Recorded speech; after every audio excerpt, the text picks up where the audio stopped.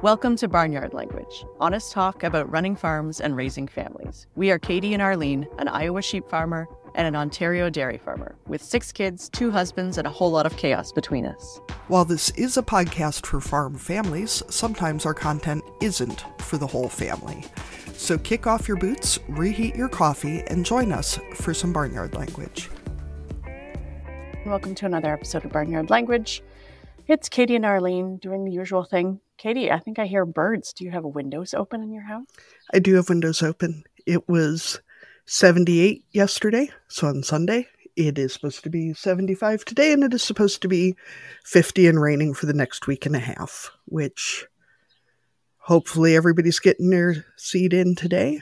The guys planted oats last night, so 50 and raining might actually be pretty good. Oh, a few degrees warmer would be good, but wet is good and not freezing is good. So the ground is dry enough to get seed in the ground, huh? Yep. That is good. There's anhydrous tanks everywhere and trucks everywhere and an insane number of forage boxes going by last week, which since it's too early to chop anything, I don't know where they were all going, but they were going back and forth. So if anyone has an answer, I don't know why you would, but if anybody does, let me know. What's happening in Katie's neighborhood in Iowa? Yes, please. Well, maybe there's somewhere else in the world that people drive around with empty forage boxes a lot and can explain it. Maybe, yeah. I don't know. Anyway, lamb report. You look out the window. Can't see any lambs. Almost all of them are outside on the lot with their mamas running around. We've been trying to get some cute videos, but teenage boys being teenage boys, there's a fair number of interruptions for male dominant situations, shall we say, that are less than family friendly.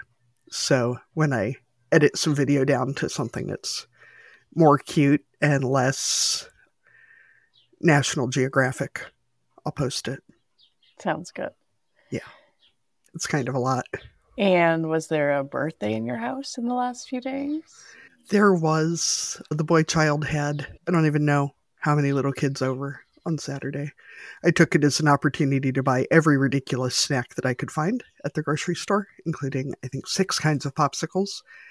So far, he hasn't even noticed that he hasn't received a gift from his parents or his grandparents because he was so excited. Played a lot of Minecraft, and thankfully it was nice on Saturday and they ran around outside all day, and we delivered some very tired small children. Yes. What age is he now? He is 6, which in some, I feel weird even talking about it because I know this will jinx it. Some freakish turn of events, he's decided that 6 is old enough to get himself dressed in the morning and ready. So he was actually dressed and ready for school before I came down this morning, which was very strange. Wow. That is a milestone all in itself. Yeah. I mean, he's wearing jammy shorts instead of undies, but the only difference is the fly in the front that he doesn't use anyway. So I guess I don't care. And he's having some real difficulties with getting the straps on his overalls on correctly. But they can be a challenge even for adults, to not get them tangled up in the back. Overalls are tricky. But he was very proud.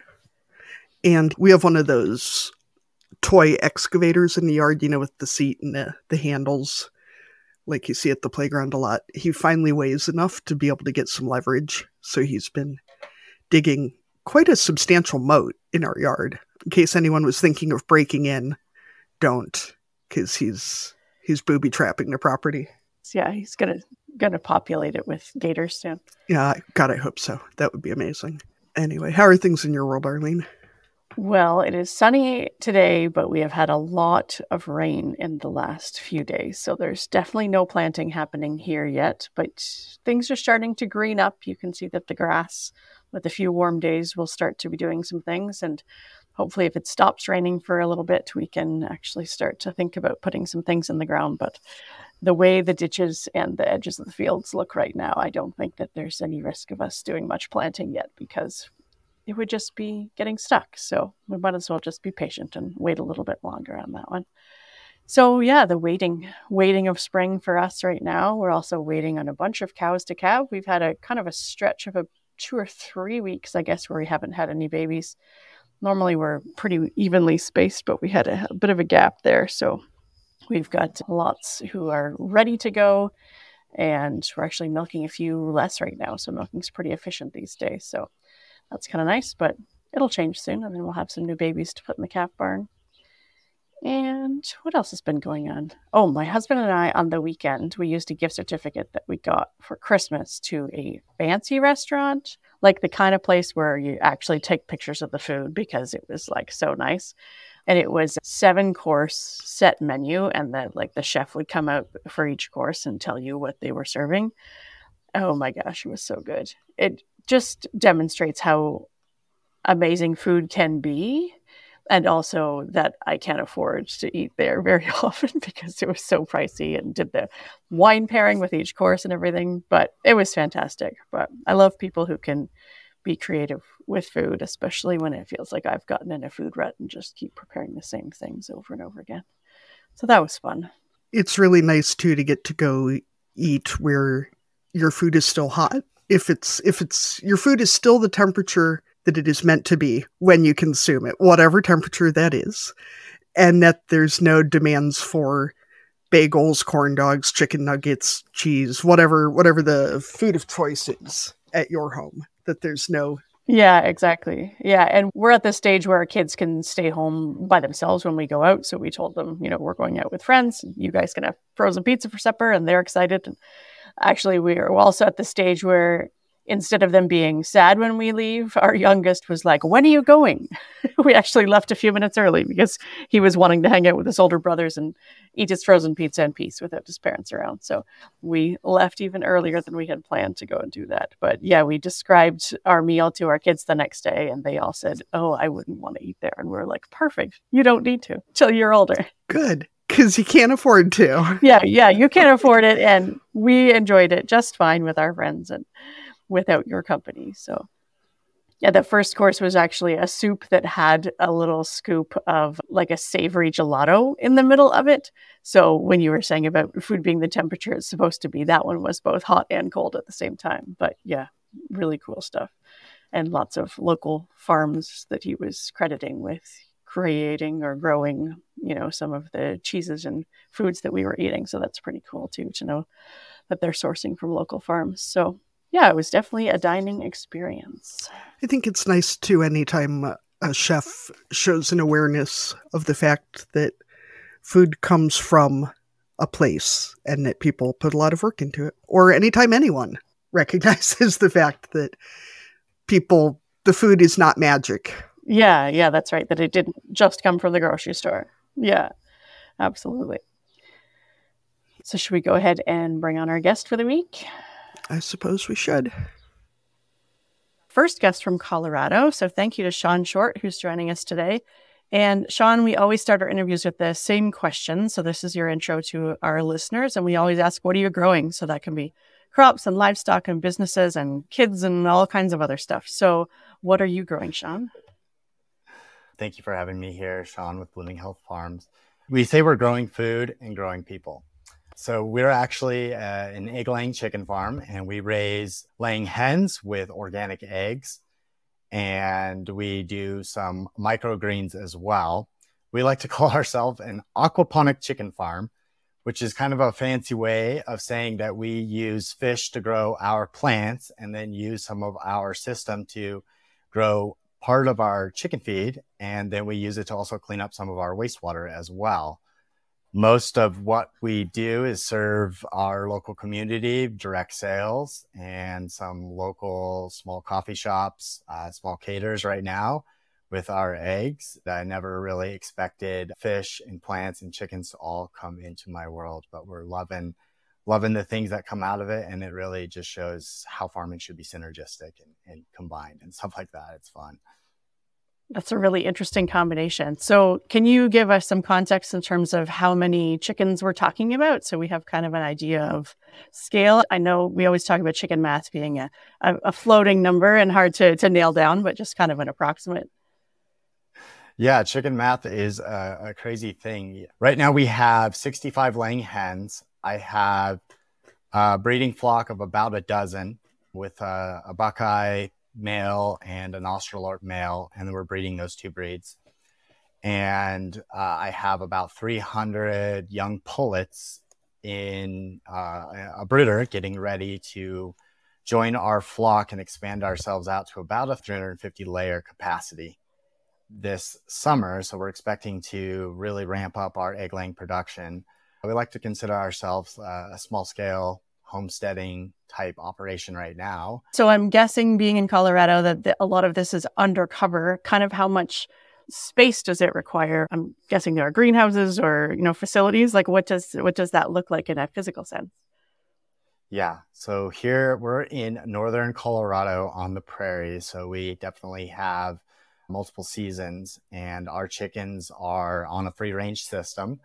We have them in a coop that's got both their nesting boxes and their roosting area. And then we have about a 6,000 square foot yard right now that's fenced off to protect us from predators. So, Sean, I'm wondering if you get a lot of bird predation, like birds predating on your birds, not... Yeah. We've had some losses here with hawks and eagles and owls. And what your biggest predator pressures are there? For context for your listeners out there, Greeley sits in the Central Flyway here in Colorado. So we have a lot of birds, just in general, a lot of migratory birds. And then we are also between two major rivers, between the Platte River and the Poudre River. So we have a lot of birds that live on the river, a lot of fishers, a lot of those raptors out there that will fish. So we have a concern of mostly here with hawks, our biggest aerial predators. One of the things that I do actually for aerial predation and aerial protection is I've incorporated Chinese swan geese onto our property on the edge of our flock. They're not actually in the yard or anything like that. Those geese are actually extremely observant and keen to all of those aerial predators, and I've watched them. So that is one strategy that we've used. Now, on a second level for predation, I mentioned that we have a protected yard. So we use welded wire fence and chicken wire, the heavy gauge stuff, and then usually do a couple inch down deep barrier just for the quick digs. And so we have that as the main barrier, and it's about a 7-foot fence. We do have a family of coyotes we've heard going up and down the tracks. I've seen the coons, the raccoons, I've seen the foxes. We've actually seen bobcat and mountain lion as well, tracks down in our area. So those are big concerns with us. Now the third thing that we've done, as I use these devices called Night Guard solar predator controls. And yeah, it looks like you guys might be familiar with those. I'm a raving fan of those. I think that those are one of the greatest things. I put them up on my coop. I have only 4, and I've put them at the ground level for concern of the ground predators. And since we've installed those, I've seen no evidence of predation. And so for the listeners out there that might not be familiar with these devices, they are a device that you can put on a livestock area or in your gardening area that mimic predators being in the area. So essentially it's a little box that blinks a red light, and it tricks predators into thinking that there's eyes that blink, as if you're illuminating a predator's eyes. And so the predators think, oh, somebody's in there already hunting. So those big strategies there we've had. So we've just really leaned into some of those things and those learning lessons from those predators and stuff like that. That really leads well into our next question. So you got us there pretty easily. So when you're talking about learning and learning lessons and how you started into chickens, what is your background when it comes to agriculture? Were you someone who grew up in an agricultural area or on a farm? Were you first generation? What's your ag story? I am a first generation farmer, I would say. So I grew up in a very prolific agricultural area. Weld County, Colorado has a very robust cattle and potato and onion industry, and there's a lot of other crops. There's probably a list of like 24 things that we've got going on. Yet I grew up in kind of a suburban, poor part of Greeley, Colorado, and I actually decided to try to grow my first pot plant when I was a teenager. And I did a terrible job. I tried to do it like under the stairs so my dad couldn't see. And, eventually he found out. And I remember looking at pictures and you can just see this big smile on my face, but you see this really, really spindly, poorly grown plant. And in that moment, I was like, I got to learn how to do this better. So I started reading a bunch of different hydroponic books and stuff like that. I came across this picture in a book of a hydroponic tomato at the Epcot Center. And as soon as I saw that, I was like, wow, we should be growing food this way. And it started getting me thinking about hydroponics, and it started thinking about all these different ideas and stuff. I recognize here in Colorado, we have a lot of seasons, and it's going to require some different strategies if I wanted to do hydroponics and stuff. So it started leading me into finding out about, greenhouse technologies and the cheap ones, the expensive ones, and all of the different things.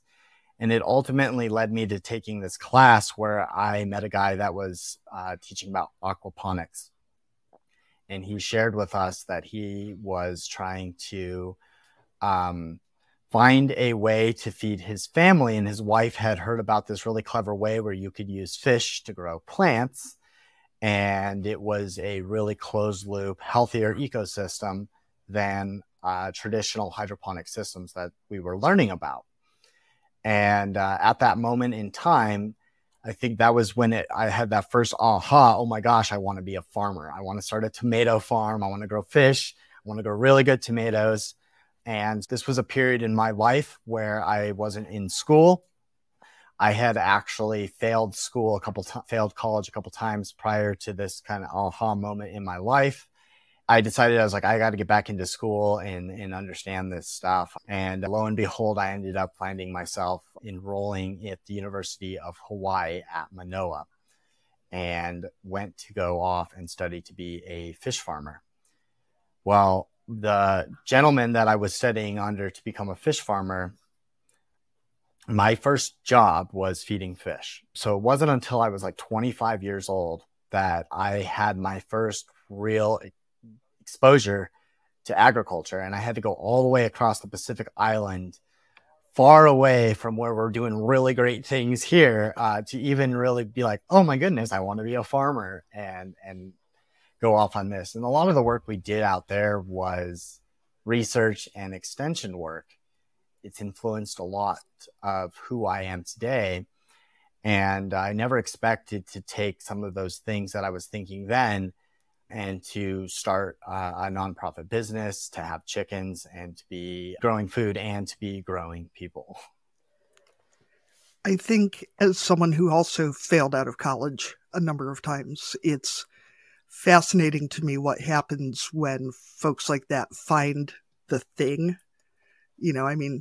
Obviously, it's not that you're stupid, because, you're obviously not stupid, and you were able to go and complete a degree and do the thing, but you have to find the thing first. I really struggle with the fact that we expect 18-year-olds to know what they want to do with the rest of their lives, and to have found their thing by 18 is kind of, And to even know what things are out there is such a big piece of it, right? Because, what we see in our local communities are not all the things. We don't even know a fraction of all the things that are out there in terms of the potential for what we can be doing. That's one of my favorite things about doing the show is finding out about other people's things, because I still find out about new things that people are doing all the time. And it's fun. So when you describe your business as an aquaponic chicken farm, it was making me, I was picturing like chickens like hanging out in the water like ducks, but I know that that's clearly you described your chicken situation, so that's not the case. So can you explain a little bit, kind of create a picture for us about what the hydroponics side of your business looks like in terms of, I guess just paint a picture for us, because we're not a visual medium, obviously, but yeah, describe what's going on. I have a property in Greeley, Colorado. It's a house on about a 1/4 acre. It's a 9,000 square foot house. And I have slowly converted it into a aquaponics and hydroponics farm, as well as what I would call an urban homestead. So we have a house that's got an attached garage, and we have converted this garage into a vertical hydroponics system. So inside there is a 250-gallon fish tank that has about a dozen fish the size of a dinner plate. And these fish swimming around in this water are doing like what cows do or what like sheep do, and their poo goes into the water, and we use that water to water our plants. So we actually have a pump that will pump all of this water throughout this garage. Now, if you can imagine, there's a fish tank sitting in the corner of this garage, and there's a pipe that comes straight up out of the fish tank up to the roof, and then it travels along the roof all the way to the opposite side of the room. And that water will gravity feed down into what look like bunk beds. So we have what would be a triple bunk bed of plants. These bunk beds are filled with different things at different times. Currently, right now, we are growing tomatoes. I mentioned earlier that I love tomatoes. I breed a super sweet cherry tomato, and I'm working on getting it to an heirloom status so that I can patent it. Currently, right now, we're only growing tomatoes and duckweed. So in this garage, all of this water that's flowing from this fish tank across the roof and then down with gravity through these bunk beds is recirculated back into the fish tank. The garage is completely enclosed. There's one skylight that brings in some natural lighting, and then we have artificial grow lights. We use relatively inexpensive LED grow lights that work fantastic to grow leafy greens, that do the vegetative states of plants really well. So artificial lighting in a hydroponic setting is trying to mimic the sun. And one of the challenges that we have in a hydroponic industry is trying to do what nature can do so well. And LEDs offer a way to use technology to really try to mimic that light. So our lights are what are known as full spectrum lights. So they try to mimic the full color of the sun in order to grow those plants out to full. So what's really neat about our hydroponic system is that we're able to produce plants year round, which is a very, very attractive aspect of hydroponics to many producers out there when they look to incorporate hydroponics, is that you're able to control the growing cycle in different ways. And there's a lot of different ways. This is just one way that we're doing it right now. But outside on our 1/4 acre property, we also have a garden. We have an area where we have 3 or 4 different gardening beds that we rotate through, and we'll plant some outdoor crops. I use some of the gardening space currently to do education, to do STEM education with the community service kids that we're currently serving and some of the youth that we've been able to help. I find that agriculture and gardening in and of itself is a really great proxy, a really great, subtle way to talk about sciencey things without people really thinking that they're getting a science education. And I have found, as I've been working with youth, and especially youth in our educational systems here, that they're not getting a holistic viewpoint of some of these things. And gardening or science or aquaponics or chickens or these things that we're doing allow them to make associations that they never would really expect. Podcasts are free to listen to, but they aren't free to create. Katie and I would appreciate your support as we work to build the Barnyard Language community. Patreon is an easy way for you to make a contribution that goes directly to making the show. As a member of our Patreon community, you get to watch the video version of our weekly updates, complete with questionable hairstyles and clutter. With 3 levels of support, you can choose a tier that works for you. Keep the podcast going by becoming a patron today at patreon.com/barnyardlanguage. So, Sean, talking about the selling this idea to more folks, as someone who, I don't know if you've seen the hydroponic tower at Chicago O'Hare Airport. They have one. It's a cool looking thing, but it's big. I have an arrow garden in my kitchen right now. It's got, like the 6 little pods. I'm growing snacks for my guinea pigs because I'm that person. Trying to figure out how to scale it. They eat a head of lettuce every day. And I mean, it's totally going to cost me more to grow my own than it cost me to just go to Aldi and buy it. But I wouldn't be who I am if I was the sort of person who wouldn't prefer to grow my own rather than buying it.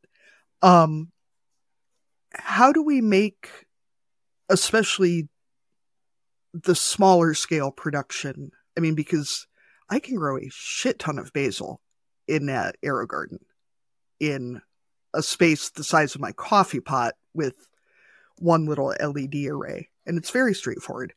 How do we make it more than a curiosity for folks to be growing their own this way? Especially, I live in northern Iowa. Arlene lives in Canada. We live in places where green things in the winter is not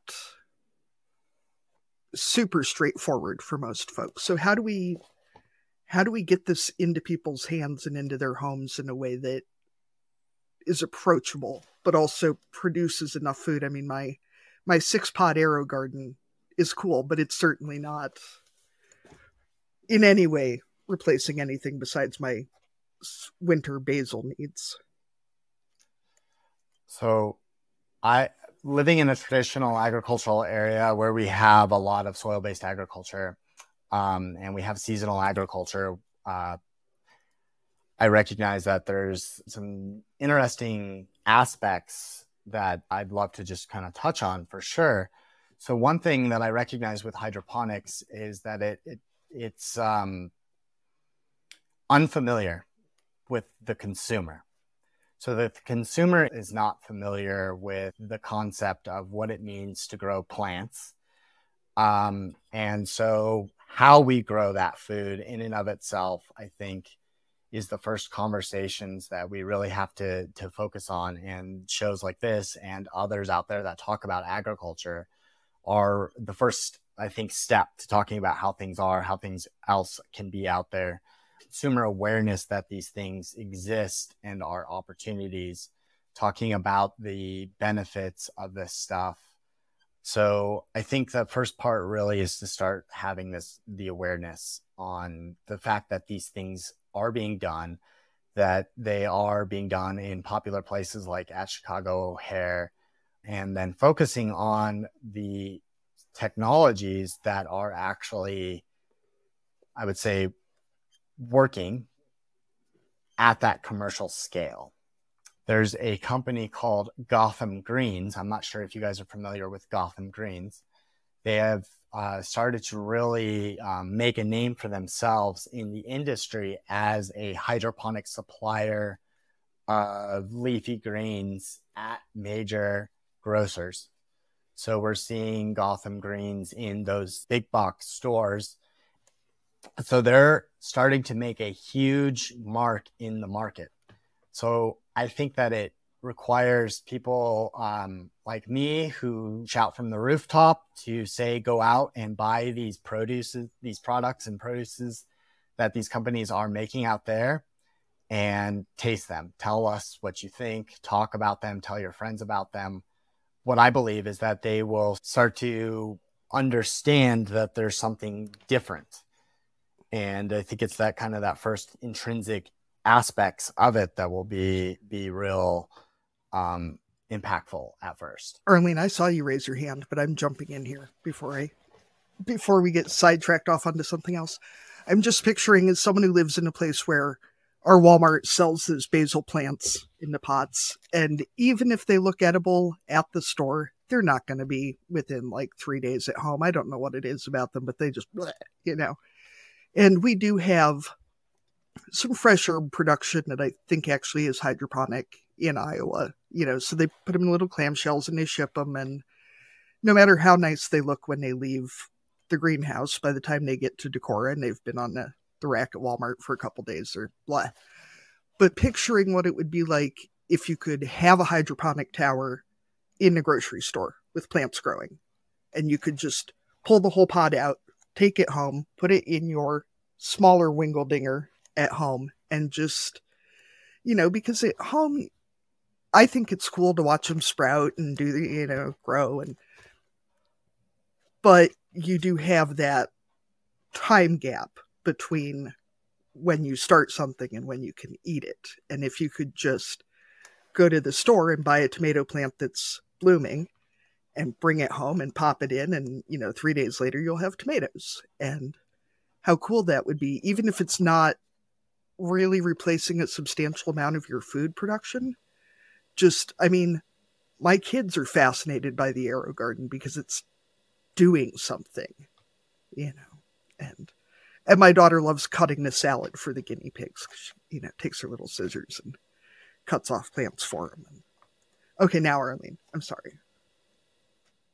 I was just thinking about the way that we as humans think about food production and what we want it to look like, and how you overcome that piece of people thinking that hydroponics is maybe too sciencey looking and doesn't look like the way we think our food is being produced. I mean, we all know, I mean, those of us talking here today and probably those of us listening know that there's a ton of science involved in all the food that we eat.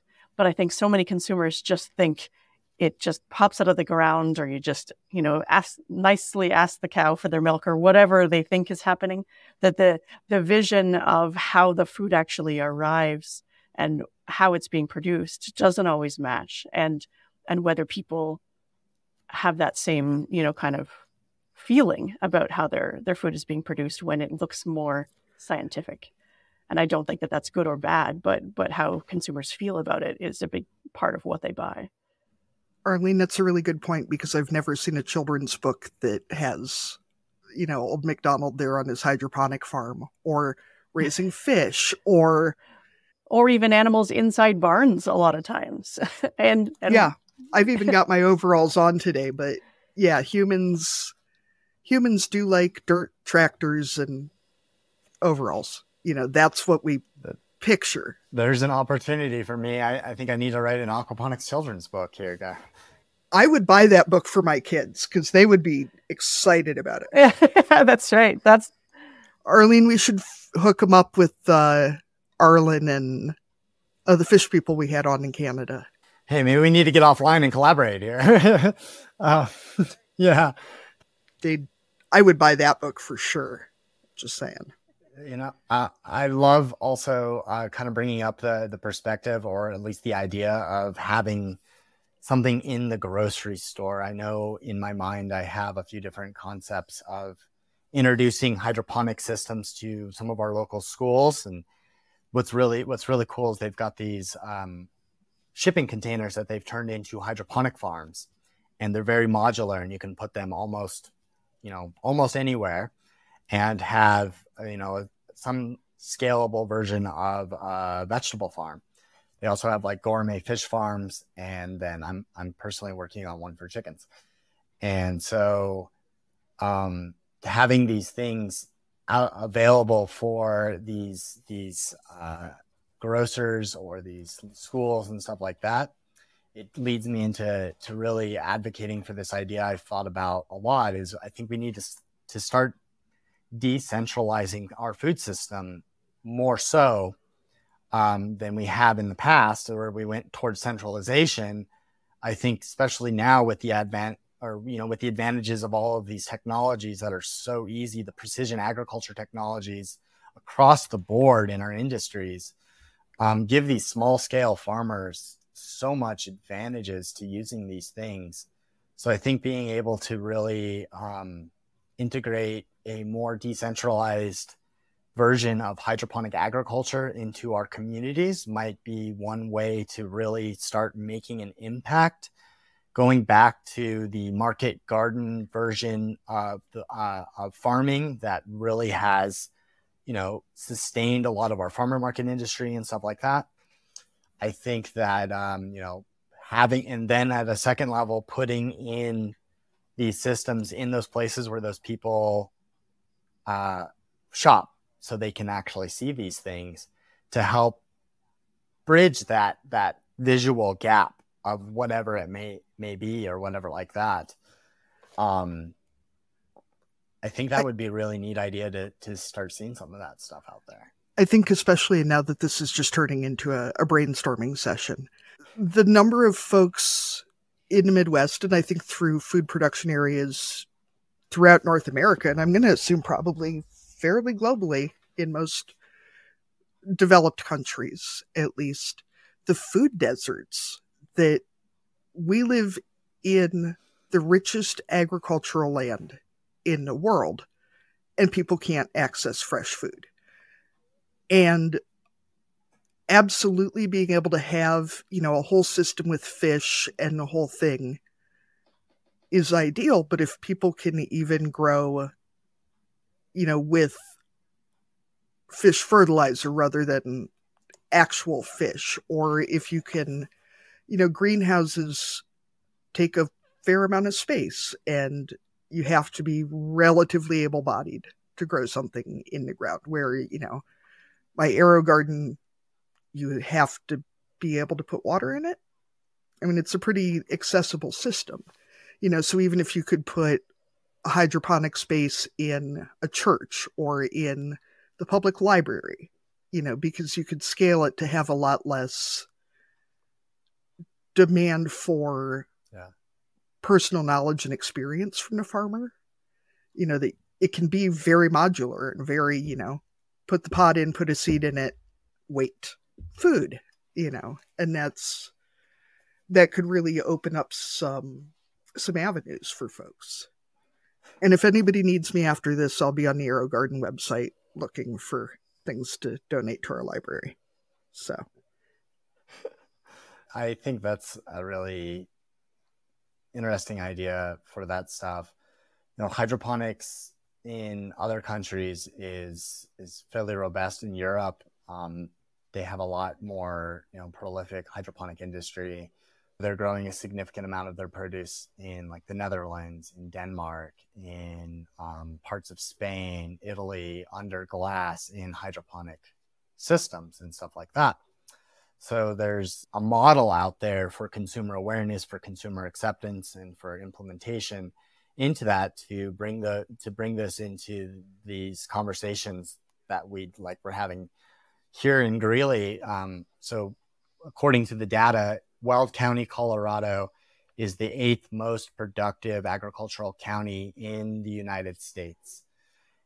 But we have 1 in 5 people here do not have enough nutritious food to eat. So we live in a food desert. A significant amount of the population, a lot of the population that I've been serving with our nonprofit, lives in this food desert, and the closest fresh food that they can get is the banana on the counter at Dollar General, or the apple that's browning on the counter at 7-Eleven, and they're not able to use their food stamps to buy those things at these places. So they're going to make different choices because they have to. And I find that very disheartening, honestly, for us. Sean, if I can touch on one more thing about the hydroponics, and then if we can take like a hard right into food justice maybe and talk about your other work there. I hope it didn't sound like I was saying at all that, any knucklehead can grow stuff in water, But, when you're talking about something where you're not dealing with soil types and diseases and weather and droughts and flooding and pests and all that other shit and huge equipment and, your ability to make it accessible to more people seems much greater with hydroponics and that system. And as someone who also, the town I lived in before I moved up here and met my husband also has a JBS plant and faces a lot of the same issues that it sounds like Greeley does. So if you can tell us more about what you're doing with all these hydroponics and with your community work, because that, as an Irish Catholic woman raised by, descended from immigrants, I feed people. That is my thing. I spent 20 years working in restaurants. Feeding people is my thing. And the idea that we have people working in processing plants, processing food in these incredible agricultural areas, and then eating browned apples from 7-Eleven it's offensive. It is personally offensive. So let's talk about how we can fix all of that. Would be great. So as I've been talking about hydroponics and stuff, and I've touched on a lot of these different things, I've seen all of this potential, if you will. And when I see this stuff, and when I've started to resonate in a lot of these thoughts, some of the first things that I asked myself is, how can I get any knucklehead to grow something with hydroponics? Because I really do truly believe that we all should be able to have more security over our food, have more control over what we eat.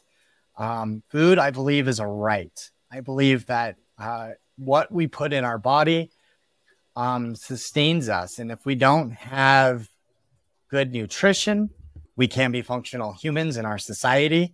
We can't think, we can't grow, we can't evolve, we can't love like we should. So I built this farm and I built this business with the idea to be able to grow food and show other people how they could do it.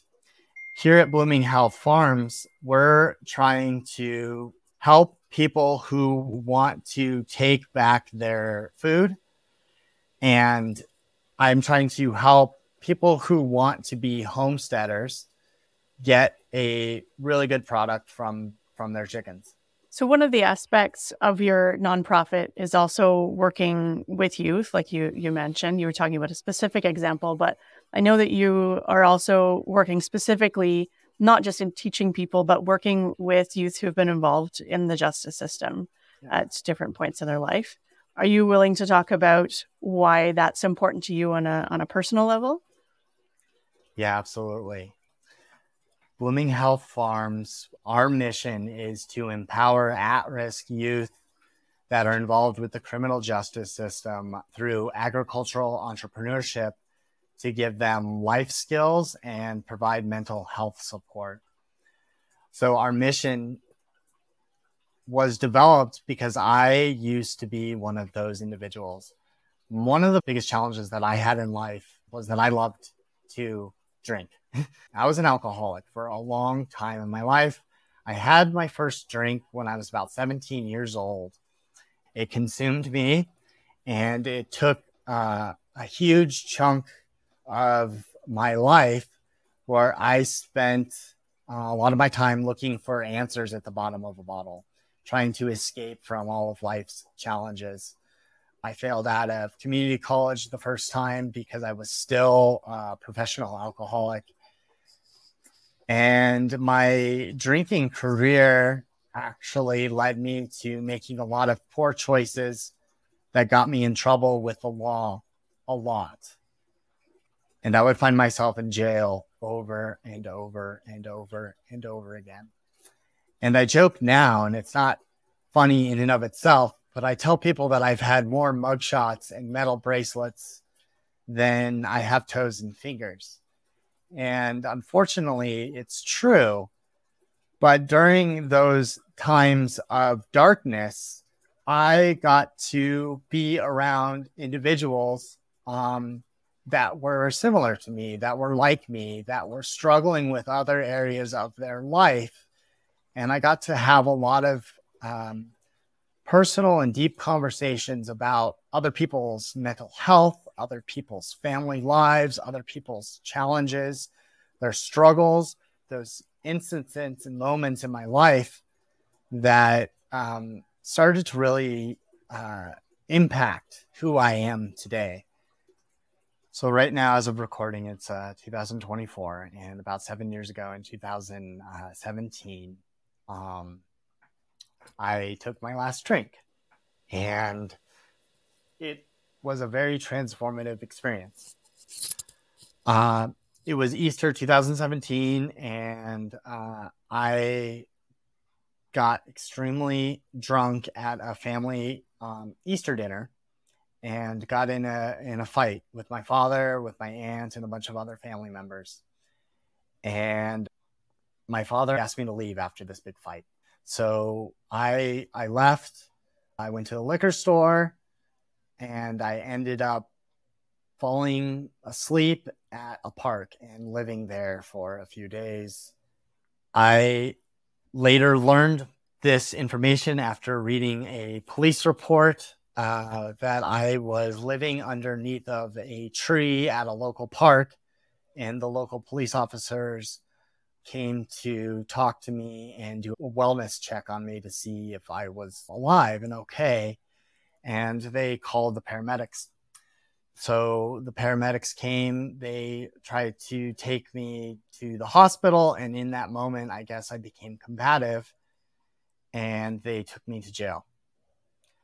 I remember waking up in jail and seeing an individual that had this metal badge on his chest. And I asked him, I said, "Officer, what's going on?" He said, "Hey, Sean, you're here because you assaulted 2 Greeley police officers." And I immediately lost it and started bawling and crying. And I thought that I was going to live in prison for the rest of my life, and I didn't want to do that. So I actually tried to commit suicide while I was in jail. It didn't work. And it was at that moment that I promised myself and told myself that I would do whatever it takes to be a better man. And resolved that I would spend the rest of my life in prison, doing whatever it took to not let others get to where I was. It would be my mission in life to prevent other good people from making the bad choices that I made and in prison. And it was the experiences that I had in my past from being a drunk and being in and out of jail, and these conversations that I'm currently talking about that started to transform my idea of how it was that I needed to help other people. And when I was listening to these individuals' stories, I started to hear that they had hopes and dreams about being really great people. They wanted to accomplish things. They wanted to love their families. They wanted to live life. And they were stuck in this room, in this white brick area, like me, unable to fulfill those dreams. So I spent a lot of my time outside of having conversations with trying to understand my legal situation. And I dove into all of the statutes and the ordinances and the laws that were related to my history, my criminal history, and my current charges at the time, so that I could try to live a better life than one in prison. Well, while I was doing all of this research, I got to learn a lot about the law. I learned a lot about my situation as well. And I actually was given a probation sentence called a deferred probation sentence, which means if I did everything they told me to, I wouldn't get these charges on my criminal record. I was offered this deal to do probation, and I showed up and I did everything that I was supposed to. And one of the things that I was struggling with at the time during my drinking career was creating stability in my life, and being a mooch and a couch surfer and a vagabond with a lot of the individuals in my life. And so I saw these patterns, and I knew that if I was going to break these patterns, I had to do the exact opposite. I went and lived in a sober living house. I went and took a menial job as a food runner. I started volunteering at the food bank so that I didn't have a lot of idle time. And then I'd find myself at AA meetings 2-3 times a day early on. And it kept me busy. It kept me in this place of personal growth. And while I was going through this transformation in myself, I met an individual who is a local clinical counselor. And he told me, he's like, I've got this really neat idea. He goes, when I was in grad school, I had heard about this prison down in Canyon City, Colorado, that was using an agriculture program.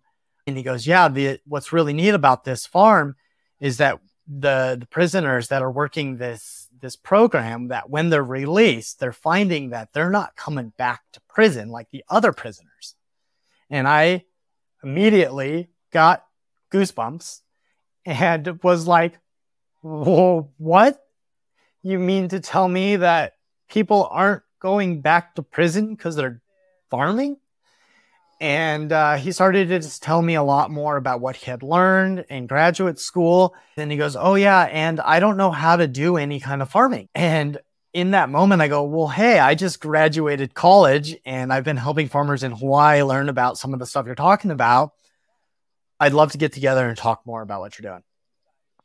So me, him, his wife got together, had dinner, and within a week of that dinner, we formed Blooming Health Farms and developed this mission to use agriculture as a way to develop and teach the life skills for individuals and provide them the mental health support.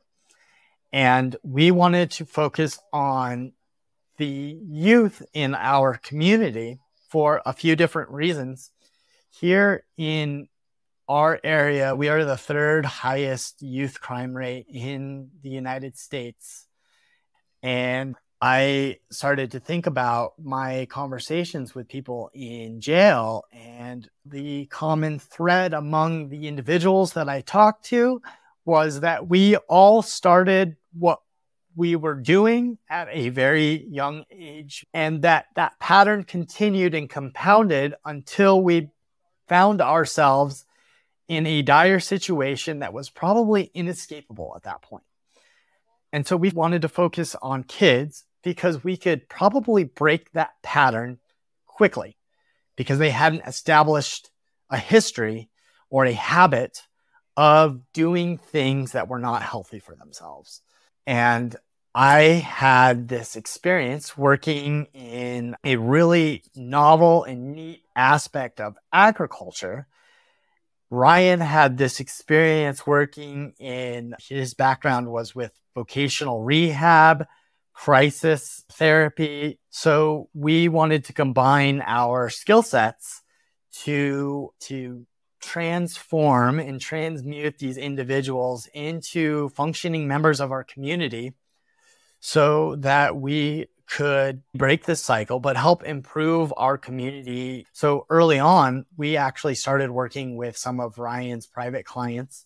They needed to fulfill some aspects of community service for their court sentences.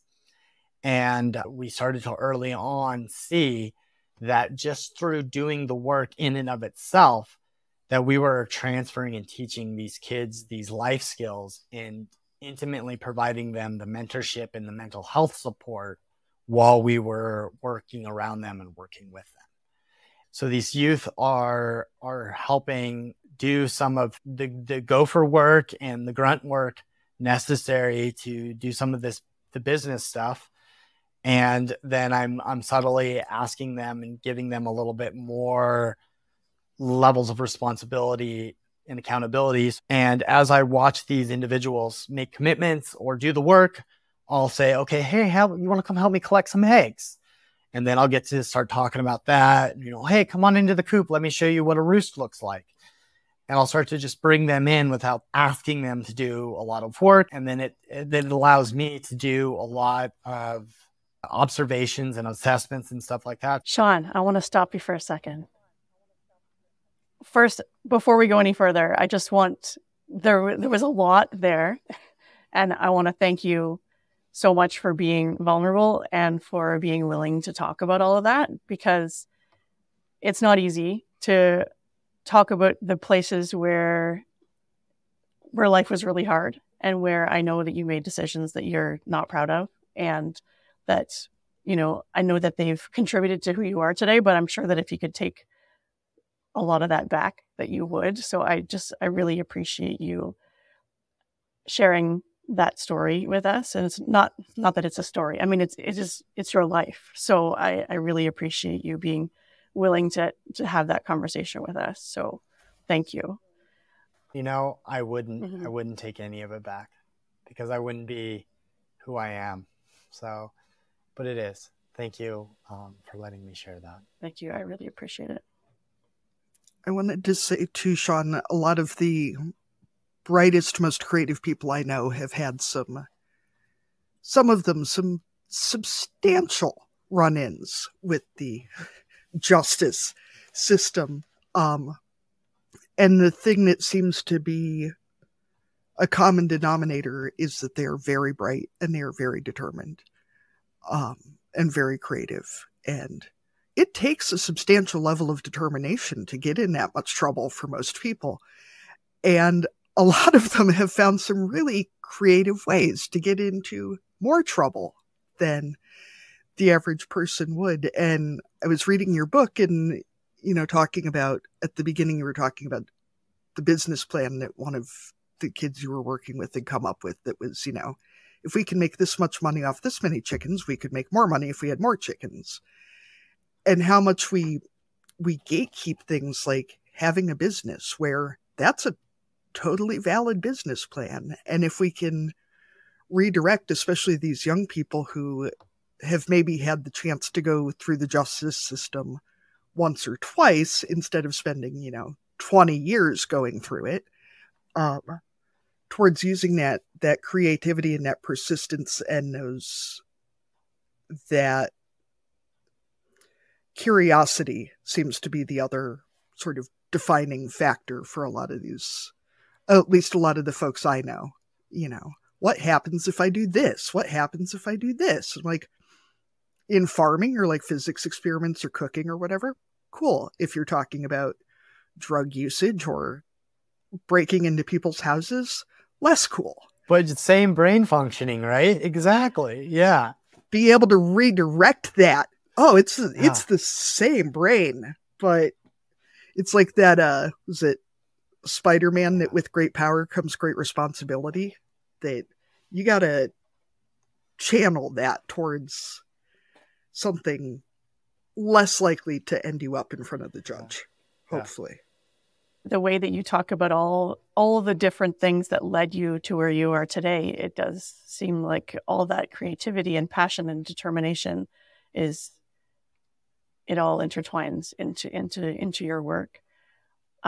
So we are a parenting podcast, I think and one of the things that has come up for me as you've been talking is I feel like you have a really unique perspective for any of us or us as hosts or listeners who maybe have young adults, teenagers who might be going down the wrong path or are doing things that we're concerned about, or their friends or, other young people in our lives that we're worried about. Do you have any insight into ways that we as parents or adults in those young people's lives can help them to channel their energies into productive and positive ways so that they don't get themselves into trouble? I think that at the back of all of it, we must all remember that we've all been kids. We've all had an experience of being one and being around them, and we need to be able to sit and be aware that we can reflect on those things and they exist in our lives. Because I think often we forget that we were kids and we made mistakes and we had fun and we had not fun and we had dreams and we got hurt and we got scared and we had all of these things that happened on. And I think that oftentimes kids, being very impressionable individuals, take what adults say with a lot of weight. We are a product and a sum of everything around us. And as kids, we're sponges. We take in everything all the time.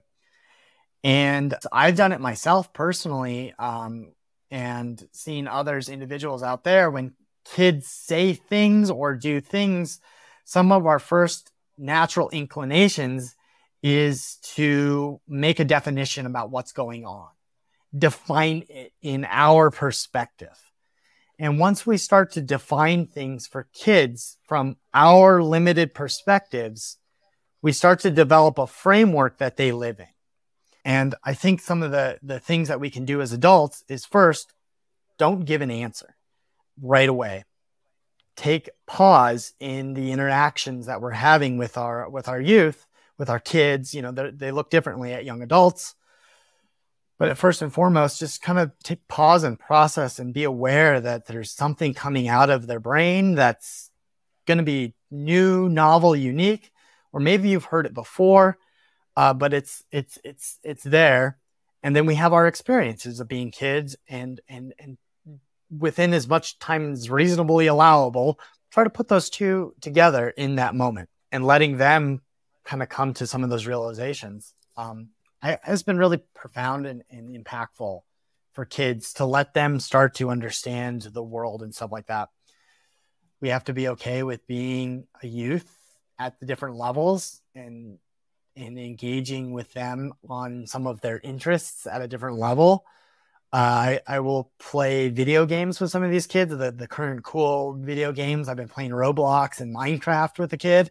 I don't know much about that, but we had fun. We build. We get to bond. We get to do these things in different ways.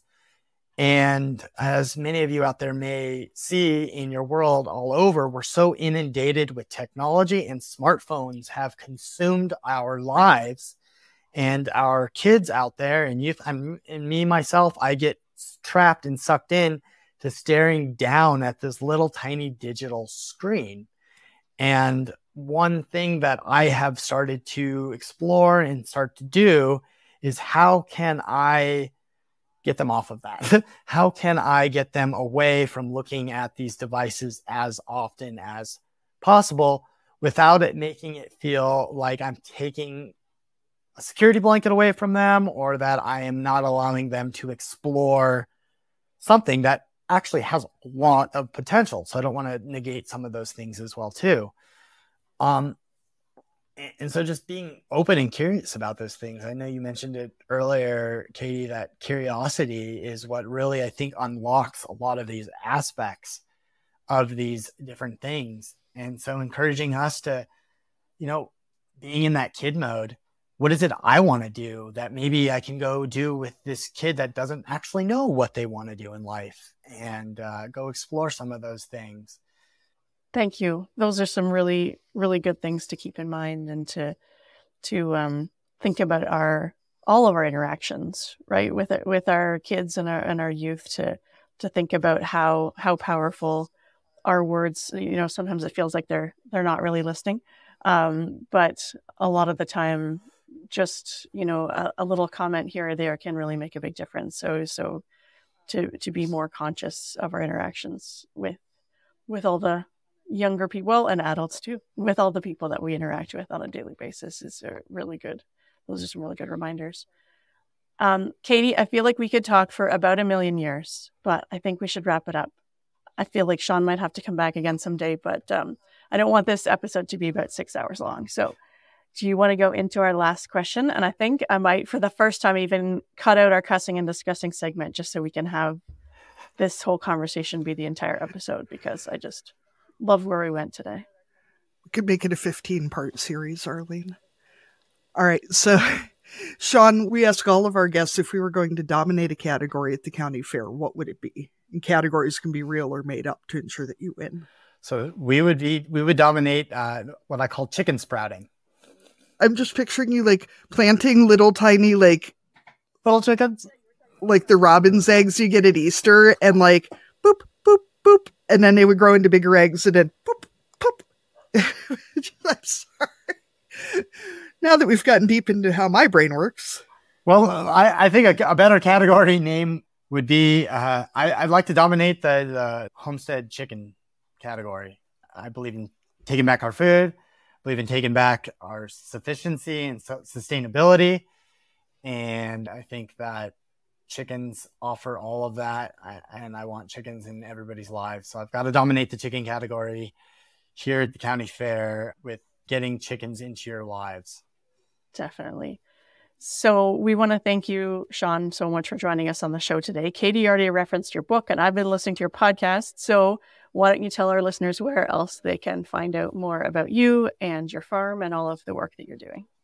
Come check us out over at www.bloominghealthfarms.com and sign up for our newsletter. I love sharing what's currently going on and some of the successes and setbacks that we've had. So at bloominghealthfarms.com, we've got a lot of the information about the different services and products that we have. So that's really the best place to come check me out. The other great thing that Katie and Arlene have mentioned is thinking outside the soil. My book that shares how hydroponic fodder is helping farmers save water, improve livestock quality, and helping us all become better stewards. That's available at thinkingoutsidethesoil.com. And also on Amazon in all of the different formats, whether you love to read, you love to listen, or if you like to look at it on your smartphone when you're in between doing your things. So come check us out at Blooming Health Farms and see what we've got going on over here. Thank you so much. It was great to chat with you. Thank you, ladies. It was great to be with you as well. Thank you, Sean. Thank you for joining us on Barnyard Language. If you enjoy the show, please support us on Patreon with a donation. Big thanks go out to our show editor, Krista Paffrath at the Rural Podcast Network. Please rate and review the podcast wherever you listen and follow the show so you never miss an episode. If you want to connect with other farming families, join the private Barnyard Language Facebook group. We are always in search of future guests for the podcast. If you or someone you know would like to chat with us, get in touch.